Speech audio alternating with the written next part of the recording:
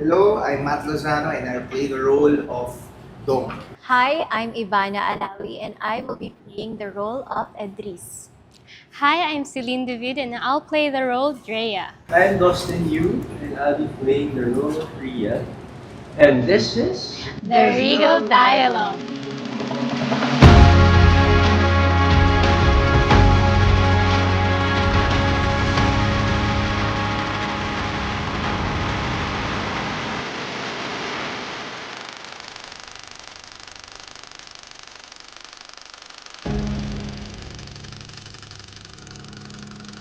Kumusta? Kumusta? Oh my gosh, guys! Ito, matako pa din. Ikaw, kamusta ka naman? Puso. Ano naman po, natutulala na lang. Joke lang po, okay na okay po ako Okay ba na syempre. yan, sige. Nakakain naman po ako eh. Meron pala akong tanong.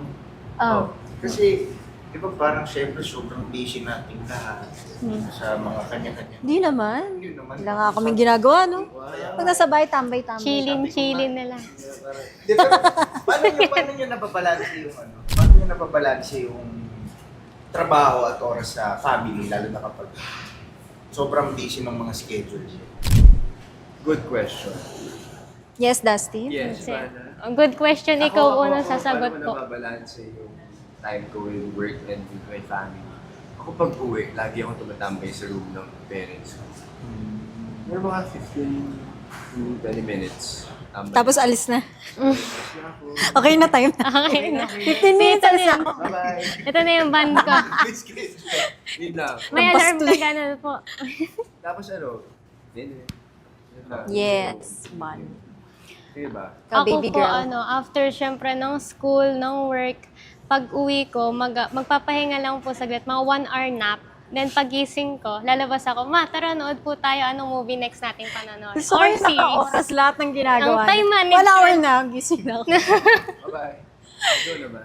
Ako siguro, importante sa akin ang family bonding. So kahit busy ako, kuwari taping, shooting, I make it a must na kailangan magdi-dinner kami sabay, magluluto pa rin ako, or breakfast, or kung midnight snack, kung madaling araw ko darating, midnight snack, ganun. Pero laging may bonding, kailangan, inaantay nila ako pag dinner, yung family ko, lunch, ganun. Ganun nga talaga yun, no?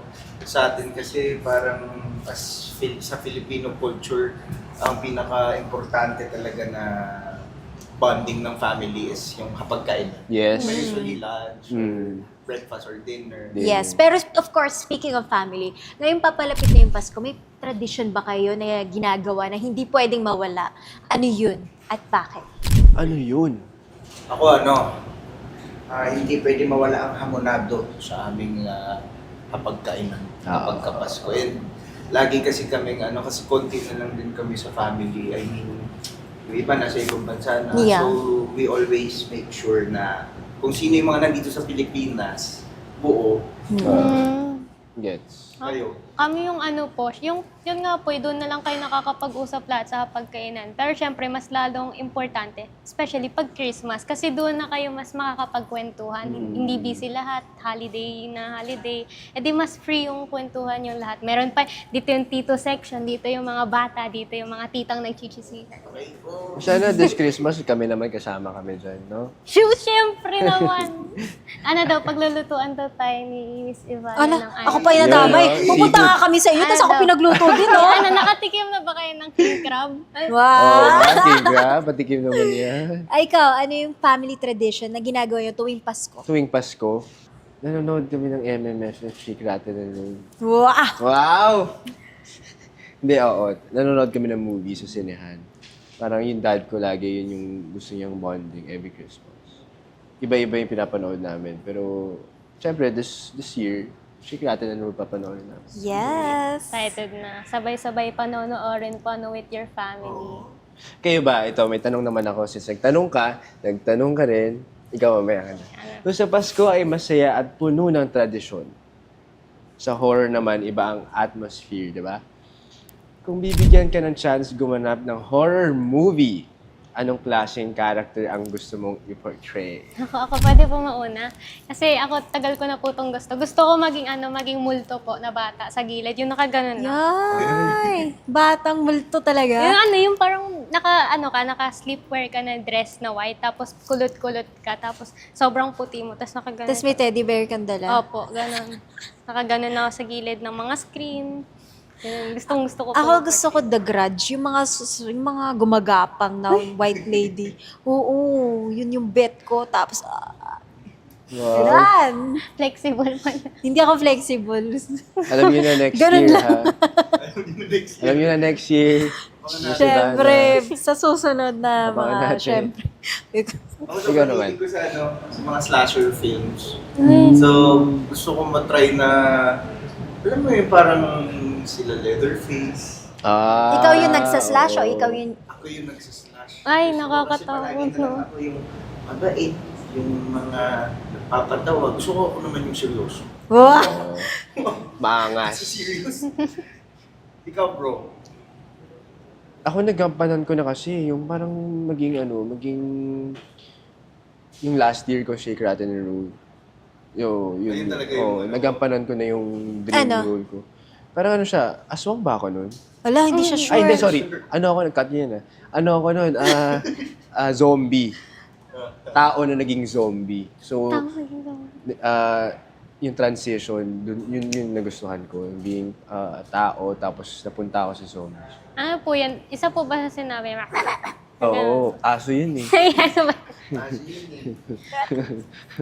Okay, so pagdating sa horror, hindi pwedeng hindi mababanggit ang Shake, Rattle, and Roll. Sa tingin mo, bakit naging icon o simbolo ng Pinoy horror ang Shake, Rattle, and Roll?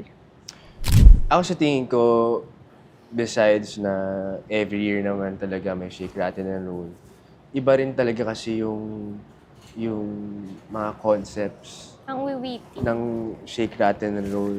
Parang for me, ito yung nagre-represent ng horror talaga sa Pilipinas. Shake, Yes. Rattle, and Roll. Tagal na nito eh. Tagal na nito ano na to. So parang feeling ko, ito na talaga yung trademark ng horror. Pakiramdam ko rin kaya naging icon na talaga yung Shake Rattle kasi nandyan yung Filipino culture eh. Kumbaga Oo. natatake lahat ng mga characters, iba yung mga Filipino folklore, Oo. yung mga, tawag niya, mga aswang. Yes, Capre, Capri. Tiyanak. Tiyanak. Diba? Kaya feeling ko naging icon na siya sa Filipino.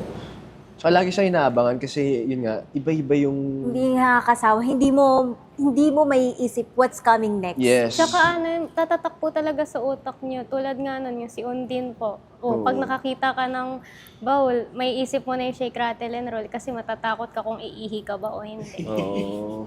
Oo, actually. And that's it for this Yun na yun. Bilis naman. Bilis sabihin na. Bilis. So yeah, maraming salamat. That's it for this episode of Legal Dialogue. Thank you for watching and sana marami kayong nalaman tungkol sa amin. Yes. At syempre, huwag niyong kakalimutan manood ng Shake, Rattle, and Roll Evil Origins this December 25. Kita-kits po tayo sa mga sinihan.